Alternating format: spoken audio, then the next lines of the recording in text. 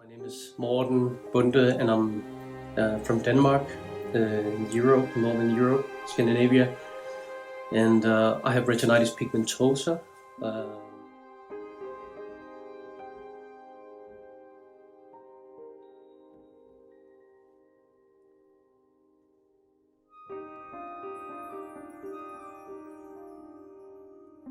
Which is an eye condition that slowly turns off the cells in the retina and will eventually lead to blindness.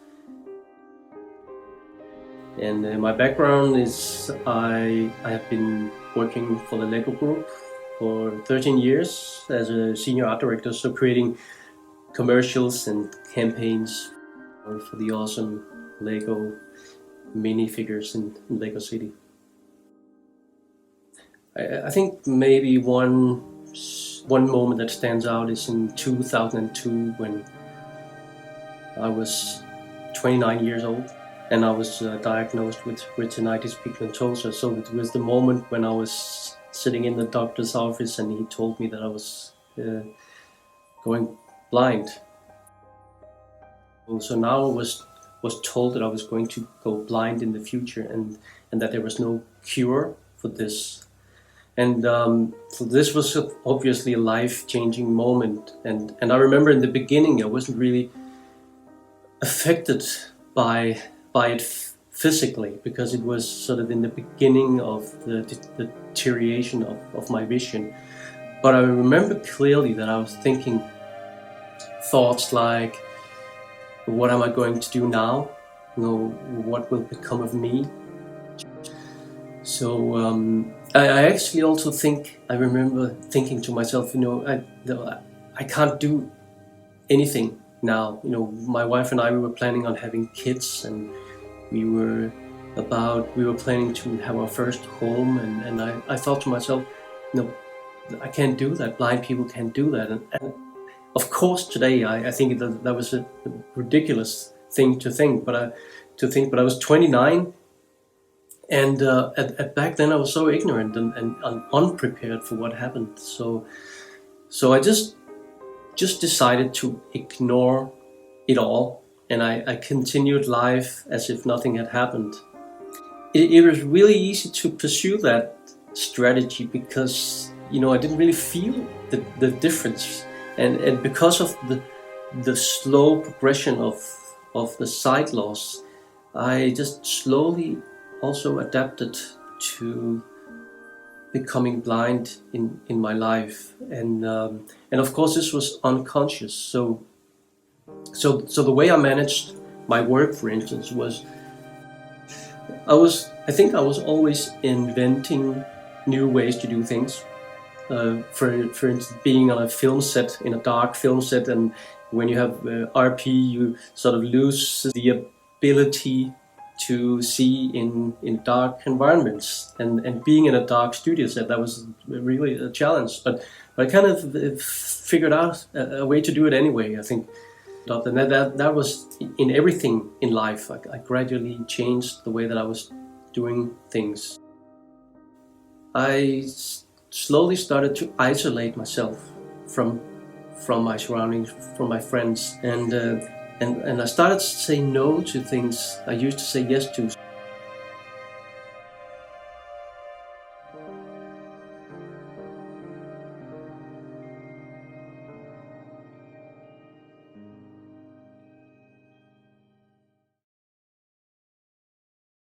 So it is sort of a strange thing. We as humans have to be ready and open. Our hearts have to be open for suggestions, and that's also how we work on ourselves. We have to open our hearts to our own inner dialogue.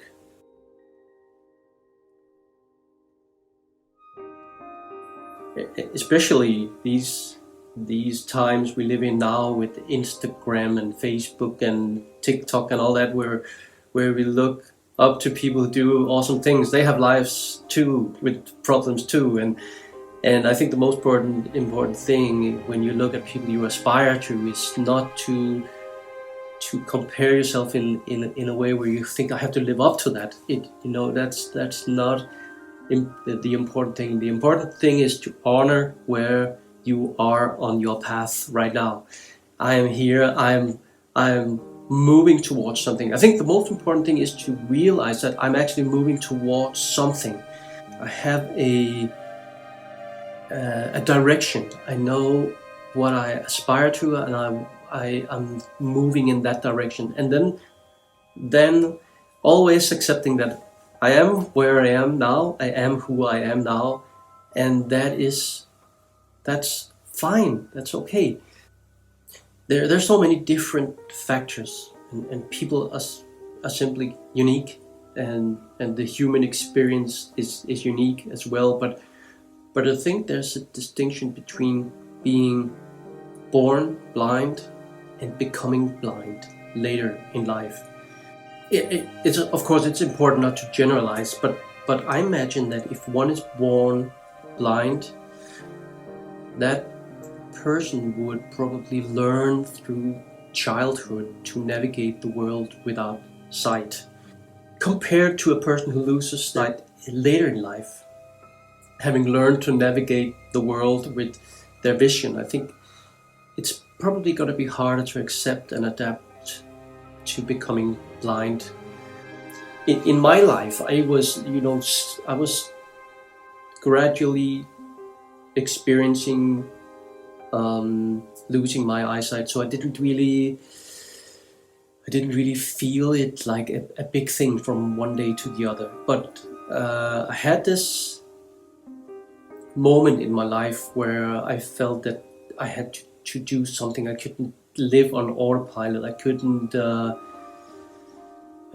just continue denying the fact that I was becoming blind.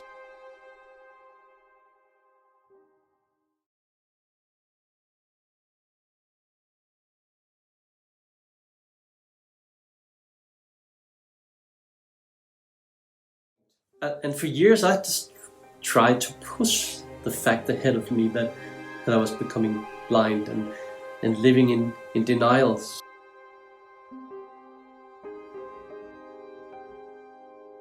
So when I, in 2016, completely broke down with stress and depression, and even didn't knowing why, because I was just, it's something about me. It's because my job is too demanding and everything. And I think that invisible line between being so-called normal and being so-called disabled had been crossed right there in 2016.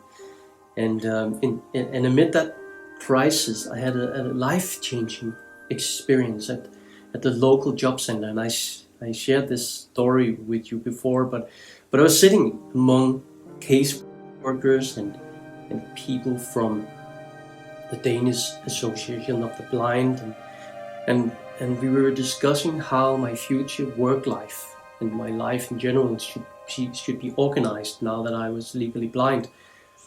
And I felt as if my life was over. Everything that was me seemed to be gone.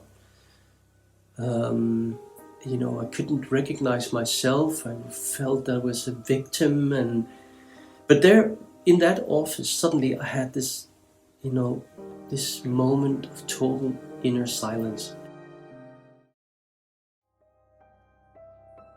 I think I had a moment of total surrender, and I heard a very strong voice in my head, and it said, "What do you want out of life, Morten?"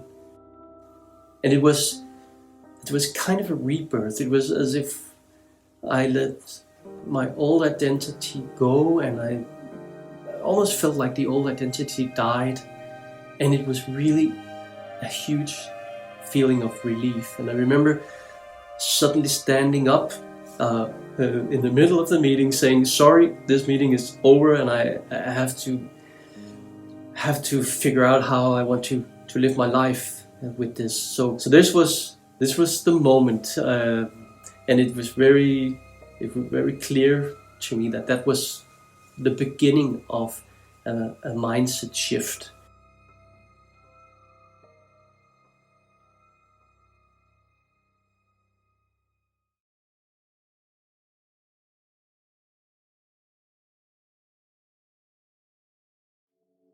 This could probably happen without people reflecting and realizing that they have had such a moment. So in a way, I think people probably have these experiences all the time, but do they notice them? Do they look at them and say, oh, this is my opportunity, this is my open door into something new?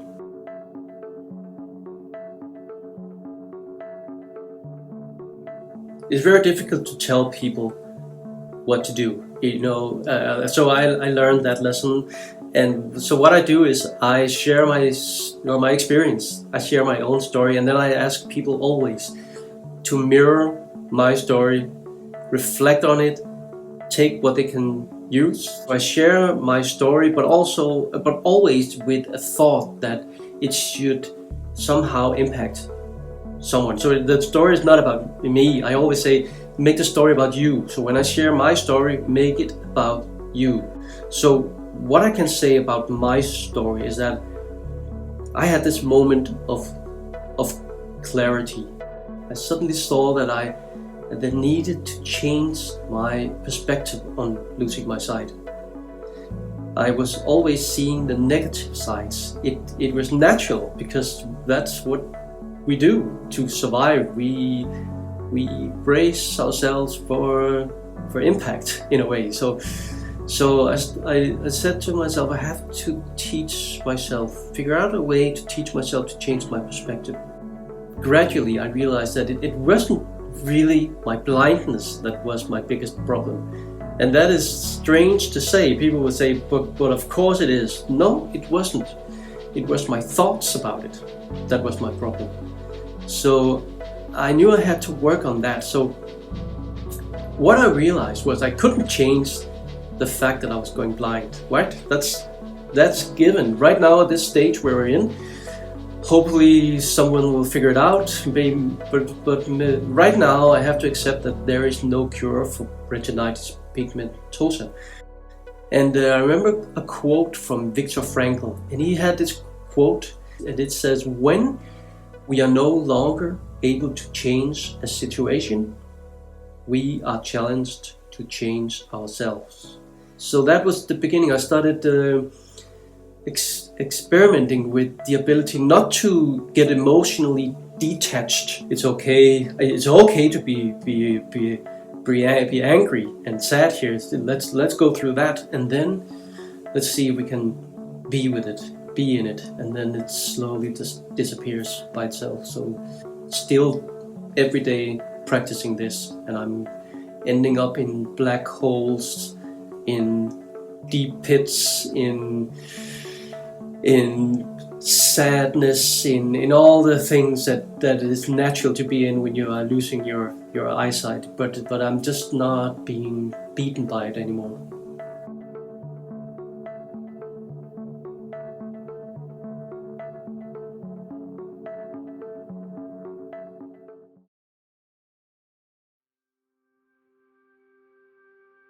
When I started this journey, my goal, I talked about having a goal, having a purpose, and I said to myself, I want to be a person who can see possibilities instead of limitations, and I want to be on possibility road instead of on hopelessness street.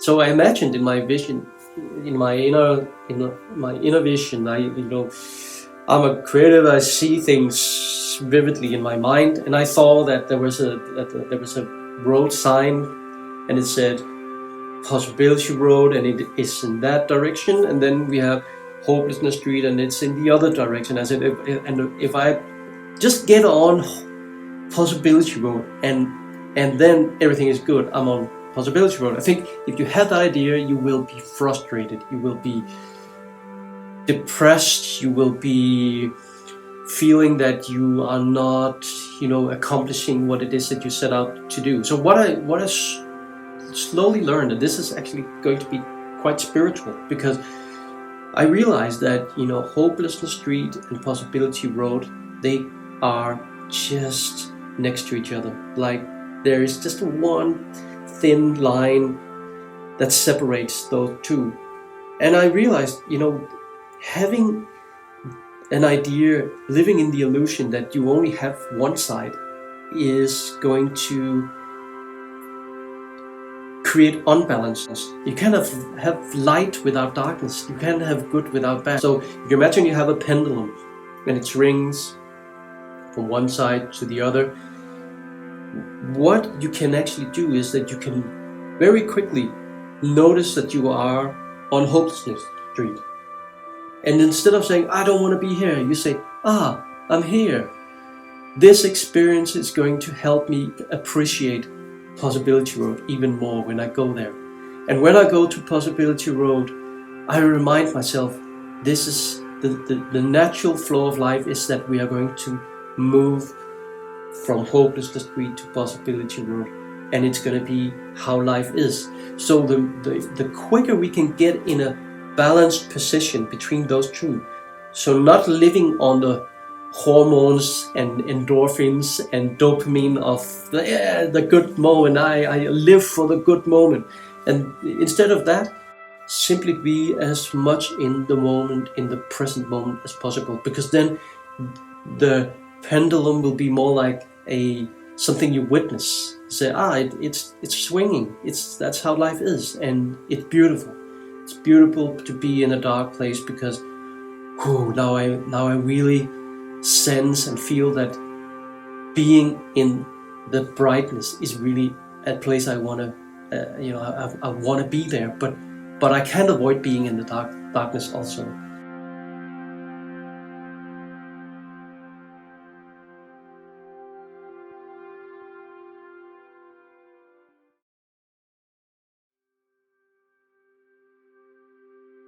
I think the most important thing is to realize that you're not alone.